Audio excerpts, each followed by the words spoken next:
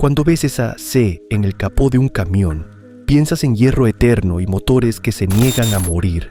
Pero durante sus primeros 20 años, Cummins no ganó un solo centavo. Era un pozo sin fondo mantenido vivo por la terquedad de un chofer autodidacta. ¿Cómo pasó un taller de Indiana de construir bombas averiadas a arrastrar tanques Sherman de 60,000 libras del barro? ¿Y cómo ese mismo hierro desató una multa histórica de $1,600 millones? Esto es 100 años de Cummins, la historia de cómo los perdedores construyeron América. Para entender cómo sobreviven hoy, hay que ver cuánto estuvieron a punto de morir en 1919.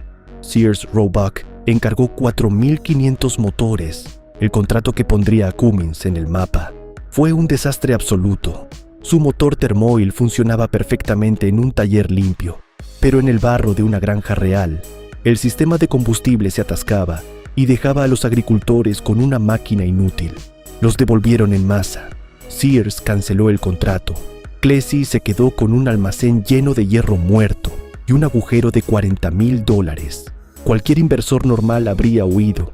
William Irwin firmó otro cheque porque conocía al hombre, un genio mecánico que había abandonado la escuela a los 16 años, construido motores de vapor con cartuchos de escopeta y trabajado en los boxes del primer ganador de Indianápolis. De vuelta al taller, Cleci fue a por el problema de raíz, el golpeteo del diésel. Los primeros motores comprimían el combustible a proporciones brutales de 16:1, haciendo que detonara de golpe con un martillazo que exigía bloques de hierro enormes y pesados, demasiado pesados para cualquier camión. Cleci no buscó soluciones con licencia, inventó la suya, un émbolo accionado por leva que disparaba combustible a 5,000 libras por pulgada cuadrada, combinado con una célula de aire en el pistón que convertía la detonación violenta en un empuje suave y sostenido.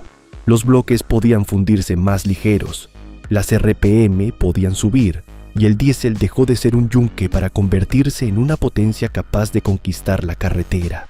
Pero tener la tecnología era solo la mitad de la batalla. En 1930, la Gran Depresión golpeó con toda su fuerza. La quiebra de la bolsa de 1929 había hundido la economía en una espiral de miseria. El desempleo rozaba el 25%. Las fábricas cerraban y los fabricantes de camiones no apostaban por motores no probados y caros. Si nadie lo iba a comprar, Cleci tenía que ponérselo delante de sus narices. Cambió la ingeniería por el espectáculo puro. A finales de 1929, con el mercado bursátil aniquilado, Irwin estaba dispuesto a cerrar la compañía. Desesperado por salvar la obra de su vida, Cleci compró en secreto una limusina Packard usada. Le arrancó el motor de gasolina y metió a escondidas en un garaje privado un diésel marino de 50 caballos de su modelo U entre los guardabarros. El día de Navidad lo llevó rodando hasta la casa de Irwin. Irwin se puso furioso por el gasto no autorizado, hasta que dio un paseo y se dio cuenta de lo que rugía bajo el capó. Fue un momento de iluminación pura. Era ruidosa y temblaba como un perro mojado, pero era el salvavidas que necesitaba la empresa. Con Irwin de vuelta a bordo, Cleci condujo a aquella bestia hasta el Salón del Automóvil de Nueva York. Mientras el país pasaba hambre, Cleci apareció en Nueva York con un titular imposible. Había empujado esa pesada berlina de lujo 792 millas con solo $1 y 38 centavos de fuel doméstico, logrando casi 30 millas por galón. La siguiente parada fue Indianápolis. Cleci contrató a sus amigos Fred y Augie Duesenberg para construir un coche de carreras personalizado. En 1931, la élite del automovilismo se burló del Cummins Diesel Special. Saliendo desde la mitad de la sexta fila, era pesado, sonaba como un tractor y no podía igualar la velocidad punta de los purasangres de gasolina.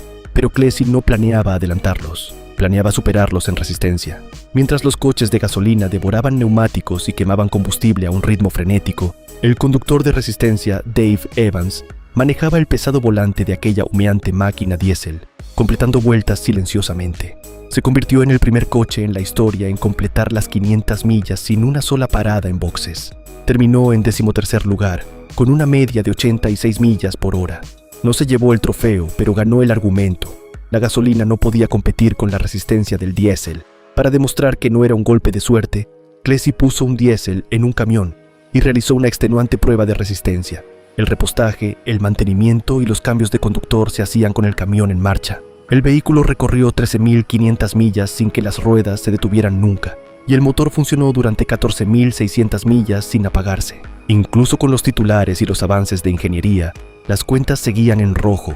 El pozo de dinero no dejaba de devorar la fortuna de Irwin. A finales de los años 30, la empresa llevaba 2 décadas sin un beneficio sostenido. El escepticismo del mercado era denso y la infraestructura diésel apenas existía. Cummins sobrevivía gracias a la paciencia de un banquero y a la obstinación de un inventor. Pero fuera de Columbus, Indiana, el mundo se oscurecía. Cuando 1939 llegó a su fin, las prioridades industriales cambiaron violentamente. Los días de suplicar a los agricultores que ahorraran unos pocos centavos habían terminado. Una nueva demanda insaciable surgía al otro lado del océano, reconvirtiendo la maquinaria de la paz para la guerra. El pozo de dinero estaba a punto de convertirse en un activo estratégico. Cuando América entró en la Segunda Guerra Mundial, los resultados financieros dejaron de importar. Solo contaba el tonelaje bruto. Para Clessie Cummins, la guerra trajo una convocatoria directa a Washington. Reconocido como un activo nacional, Clessie asumió el control de la sección de motores de combustión interna de la Junta de Producción de Guerra, poniendo la logística de la nación por delante al entregar materias primas preciosas a los competidores con tal de llevar potencia fiable al frente más rápido. Mientras el ejército dependía en gran medida de la gasolina para los tanques de primera línea con el fin de simplificar las cadenas de suministro, la vasta infraestructura logística de la guerra funcionaba con diésel Cummins. Proporcionaron la potencia para la construcción de aeropuertos remotos, operaciones en desiertos profundos y el agotador esfuerzo por trazar la carretera de Alaska. Construyeron los masivos sistemas de generación eléctrica que mantenían los radares militares vitales escrutando los cielos. Su eficiencia y control de costes fueron tan absolutos que la Marina concedió a Cummins el prestigioso premio E a la excelencia en producción. Para 1945, el debate sobre la potencia comercial había terminado. El diésel era el rey del transporte pesado, y el pozo de dinero comenzó por fin a generar beneficios reales. Para 1945, Cummins era un peso pesado global que necesitaba crecer, pero Clessie no quería ser un gestor corporativo.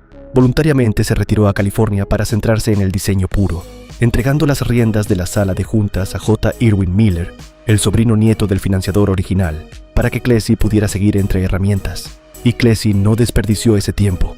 Su mayor contribución al éxito a largo plazo de la empresa llegó al mercado en el 54, el sistema de combustible de presión-tiempo, o PET. Al dosificar el combustible con la presión de la línea y un lóbulo de leva, su diseño exprimía una eficiencia bruta que dejaba a la competencia ahogándose en humo negro. Este mismo sistema se convirtió en la base mecánica del masivo despegue comercial de la empresa en los años 60 y 70. Mientras estaba en California, Clessie tuvo por fin tiempo para resolver un problema que le había perseguido desde 1931, cuando casi mandó un camión por el precipicio en el puerto de Cajón, en California. Conocía de primera mano el terror absoluto de transportar 80,000 libras cuesta abajo. Los frenos de tambor estándar se calentaban rápidamente, y una vez que el material de fricción se vitrificaba, el vehículo se convertía en un misil desbocado. Clessie encontró una solución ingeniosa.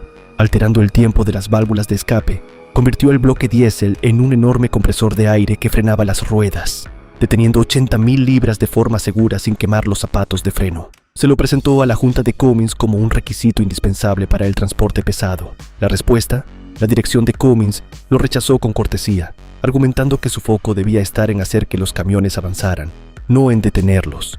Clessie no parpadeó. Llevó sus planos a Jacobs Manufacturing, una empresa de mandriles para taladros. Ellos vieron el genio que la Junta había pasado por alto, licenciaron la tecnología y el legendario Jake Brake nació. Esa decisión persiguió a los contables de Cummins durante 60 años. El Jake Brake se convirtió en hierro obligatorio. Como la sala de juntas rechazó el invento de su fundador, Cummins tuvo que comprárselo de vuelta a Jacobs para instalarlo en sus propios motores, pagando durante décadas un margen sobre tecnología inventada en sus propios talleres. A pesar de perder la fabricación del Jake Brake, Cummins estaba sentada sobre una mina de oro.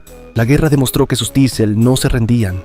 El boom de posguerra construyó las fábricas. A medida que los años 50 llegaban a su fin, América se preparaba para el mayor movimiento de tierra de la historia humana. El asfalto de 2 carriles quedaba obsoleto. El sistema de autopistas interestatales estaba en camino y se iba a pavimentar con potencia diésel. Para asfaltar ese nuevo sistema, la empresa lanzó el NH220. Ese legendario bloque de 743 pulgadas cúbicas se convirtió en el rey indiscutible de la carretera americana. Pero conquistar todo ese hormigón recién vertido significaba que el transporte necesitaba más que potencia bruta.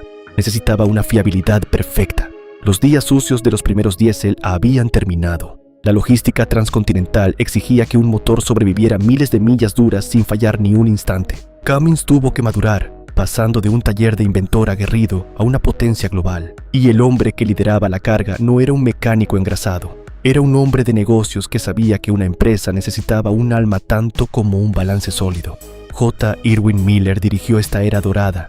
Era el sobrino nieto de William Irwin, pero una anomalía en la industria pesada, un erudito y mecenas de las artes. Para atraer a ingenieros de élite a una ciudad de maíz de Indiana, Miller impulsó una idea radical. Transformó Columbus en una meca de la arquitectura modernista, demostrando que Cummins valoraba el diseño visionario tanto como la potencia bruta. Era un lugar donde se forjaba el futuro. Una de esas mentes de élite fue el Dr. Julius Perr, un refugiado húngaro que escapó de detrás del telón de acero. Encontró un hogar en el taller de Miller, presentó más de 300 solicitudes de patente durante su carrera y fue oficialmente titular de 186 de ellas, superando incluso el propio récord de Clessie Cummins. Mientras Clessie sentó las bases del sistema PT en los años 50, Perr y su equipo de ingeniería pasaron los años 60 perfeccionando su mecánica interna. En esa década, la inyección diésel era una pesadilla hidráulica. Los competidores usaban líneas externas de alta presión frágiles, que vibraban, se agrietaban y derramaban diésel por todas partes. El sistema PET eliminó todo eso. La P era por presión, la T por tiempo. Una sencilla bomba de engranajes alimentaba combustible a un rail común a baja presión constante, sin más reventones de líneas de alta presión. Accionado mecánicamente por el árbol de levas, el inyector actuaba como un ordenador, calculando el evento de combustión exacto basándose simplemente en la presión del rail y el tiempo que permanecía abierto el émbolo. Porque la alta presión se generaba dentro del inyector, justo en el punto de ignición, el émbolo disparaba el combustible al cilindro a más de 20.000 libras por pulgada cuadrada. Esa fuerza bruta atomizaba el diésel en una niebla microscópica, ardía más caliente, más limpio y golpeaba más fuerte que el rociado tosco de las máquinas antiguas. Era a prueba de balas, y los transportistas de larga distancia la adoraban. Y en los talleres, los mecánicos descubrieron rápidamente que podían intercambiar los pequeños botones de calibración dentro de los inyectores para engañar al sistema y aumentar la potencia. El sistema PT encontró su hogar definitivo en la serie N, específicamente en el legendario motor de línea 6 y 855 pulgadas cúbicas. El motor 855 se convirtió rápidamente en el referente de la industria. Entonces llegó la crisis del petróleo de 1973. Los precios del diésel se dispararon y mantener un vehículo sediento significaba la quiebra. La eficiencia de combustible pasó de ser un lujo a una cuestión de supervivencia. Cummins respondió con el Big Cam 855. Aumentaron el diámetro del árbol de levas. Esto les permitió acortar el tiempo de inyección mientras elevaban la presión. Ese único cambio en la geometría lo transformó todo. El Big Cam ofrecía una respuesta del acelerador afilada como una navaja y mantenía el humo a raya. Lo más importante es que exprimía millas de cada gota de combustible. Los conductores podían tirarlo a bajas RPM, transportando 80.000 libras de carga cómodamente sin quemar sus sueldos. No era solo un bloque de hierro torpe. Un Big Cam bien ajustado producía fácilmente 400 caballos de vapor y más de 1.200 libras-pie de par motor, con la fuerza de torsión suficiente para tirar de un remolque cargado por las pendientes más empinadas sin inmutarse. Pero no se detuvieron en una sola revisión. Cummins siguió perfeccionando la fórmula a través del Big Cam 1, 2 y el legendario 3, antes de llevar la arquitectura demasiado lejos, topándose con una pared con los notorios problemas de circulación de refrigerante del Big Cam 4. El mercado no solo reaccionó, se rindió. A principios de los años 80, el Big Cam 855 poseía el 63% del mercado de camiones pesados.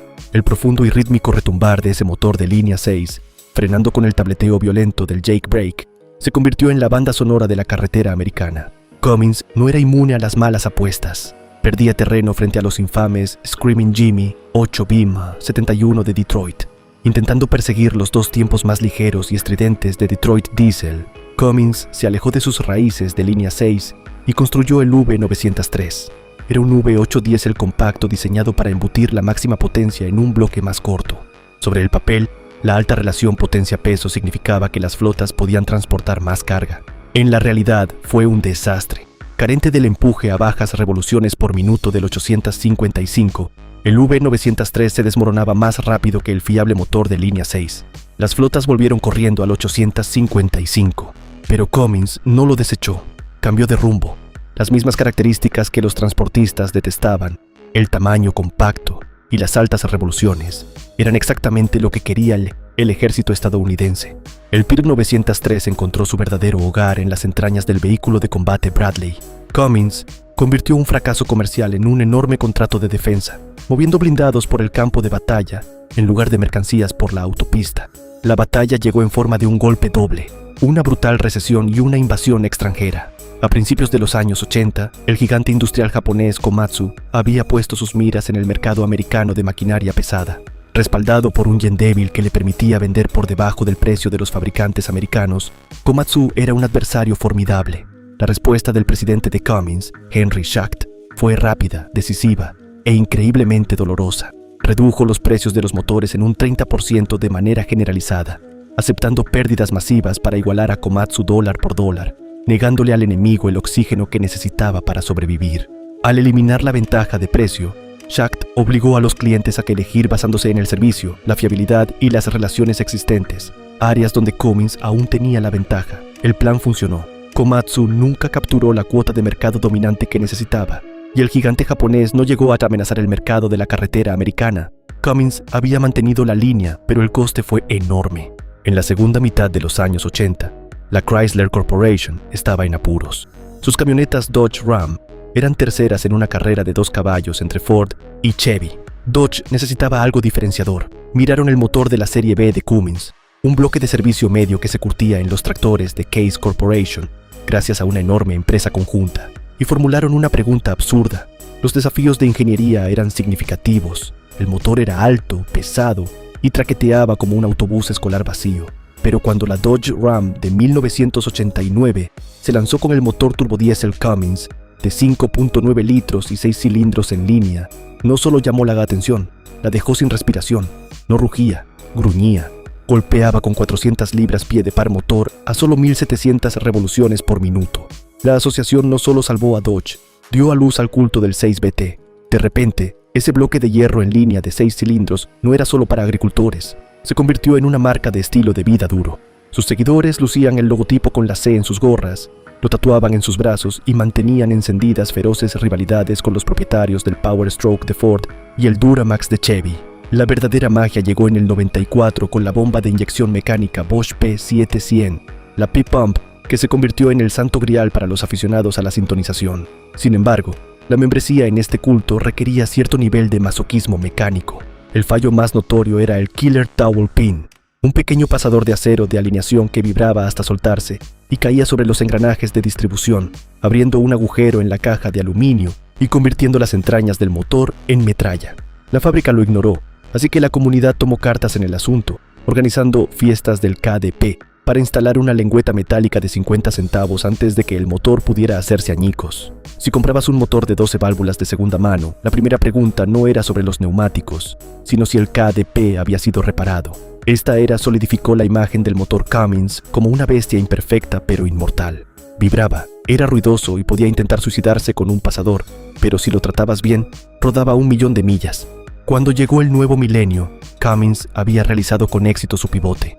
Ya no eran solo un proveedor industrial, eran el corazón del mercado americano de camionetas pesadas. Pero mientras los ingenieros y los entusiastas se centraban en la potencia y el par, el suelo se movía bajo sus pies. El llamado Decreto de Consentimiento de la EPA de 1998 les obligó a cumplir estrictas nuevas normas para el año 2002, añadiendo una tercera variable imposible: aire drásticamente más limpio. Para 2010, toda esa fontanería adicional añadió aproximadamente $17.500 al precio de un solo motor pesado y más de 500 libras de peso muerto al eje delantero.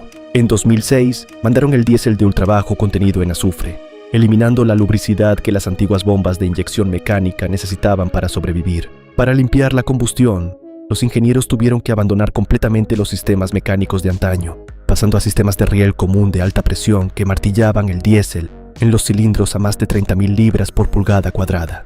Las regulaciones fueron tan brutales que forzaron al gigante de la industria Caterpillar a abandonar el mercado de carreteras en 2008. Quedarse en el juego significaba chocar contra la pared de la física. Para reducir las emisiones, Cummins recurrió a la recirculación de gases de escape, o EGR. La idea era simple pero brutal: tomar el escape caliente y lleno de hollín y empujarlo de vuelta al colector de admisión. Turbos de geometría variable que se obstruían con carbono duro, aplastando la sobrealimentación. intercambiadores de calor que se agrietaban por el choque térmico extremo, vertiendo refrigerante crudo en los cilindros, el hollín convirtiendo el aceite en una pasta abrasiva, forzando la invención de aceites especiales de bajo contenido en cenizas solo para prevenir que el cárter se convirtiera en concreto, recortando a la mitad las legendarias vidas útiles de 1.000.000 de millas. 80 años de lealtad a la marca estaban de repente en juego, y no solo atacaron el tubo de escape, colocaron filtros de ventilación del cárter restrictivos encima de la tapa de válvulas que se obstruían, presurizaban el bloque y literalmente hacían saltar el retén posterior del cigüeñal. Esta guerra también obligó a Dodge y Cummins a matar el legendario motor de 5.9 litros a mitad del año 2007, teniendo que alargar la carrera hasta alcanzar los 6.7 litros para manejar la contrapresión sofocante de los nuevos filtros de partículas. Los transportistas estaban furiosos, pagando mucho más por motores que se averiaban más rápido y quemaban combustible extra solo para regenerar filtros obstruidos. Esto desencadenó una resistencia clandestina. Los propietarios, con una llave inglesa y un programador, arrancaban la fontanería restrictiva y borraban el equipo de emisiones para convertir ladrillos asfixiados en monstruos de par que escupían fuego. Los resultados eran asombrosos, la fiabilidad volvía y la eficiencia de combustible mejoraba casi un 20%. Era desobediencia civil con herramientas mecánicas, pero el gobierno estaba vigilando. La EPA arremetió con fuerza contra la cultura del delete, apuntando a talleres y programadores. El mensaje fue escalofriante. La era del sintonizador casero había muerto. Cummins sobrevivió y eventualmente corrigió aquellos primeros fallos de emisiones, pero el paisaje había cambiado. Los ingenieros se dieron cuenta de que estaban alcanzando los límites mecánicos de la combustión. Exprimir ese último 1% de eficiencia de un pistón resultaba astronómicamente costoso. En el póker de alto riesgo del cumplimiento moderno de emisiones, intentaron engañar a la EPA y los pillaron. A finales de 2023, el Departamento de Justicia cayó como un martillo. Habían ocultado software en 630.000 camionetas Ram con su legendario motor turbodiesel de 6.7 litros para eludir los sistemas de limpieza de emisiones. Enterrado en millones de líneas de código, un dispositivo de trampa digital detectaba la conducción constante en autopista para desactivar silenciosamente la inyección de fluido de escape diésel y las trampas de hollín, ahorrando combustible a costa de emisiones ilegales. La penalización fue demoledora. Les impusieron una multa civil récord de $1.675 millones y el sangrado total superó los 2.000 millones una vez pagadas las reparaciones ambientales. Es la multa civil más grande en la historia de la ley de aire limpio, solo superada por el vertido de Deepwater Horizon en cuanto a pagos medioambientales. El estándar de oro ético de J. Irwin Miller quedó hecho añicos de la noche a la mañana.